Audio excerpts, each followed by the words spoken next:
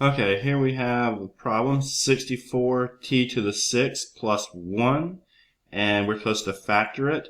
Now I know it looks very enticing that 64 is 8 squared, but you can't factor this as a square because of the plus. There is no sum of squares formula, there's only a difference of squares.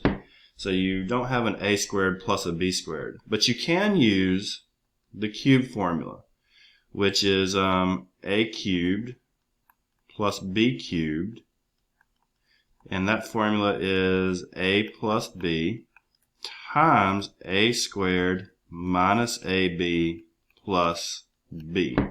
So if that's the case, you just have to identify the a and the b. So another way of writing 64 is 4 cubed, and another way of writing t to the 6th is t squared cubed. So we're going to write this as 4t squared cubed. And then plus, of course, 1 is 1 cubed. So you can see that a is 4t squared and b is 1.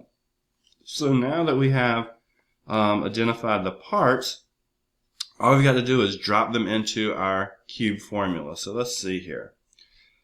A plus b would be 4t squared plus 1. And then a squared, 4t squared times 4t squared would be 16t to the 4th.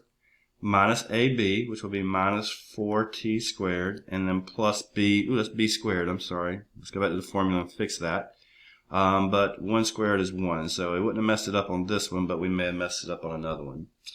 So this thing factoring as a sum of cubes is 4t squared plus 1, and then times 16t to the 4th minus 4t squared plus 1.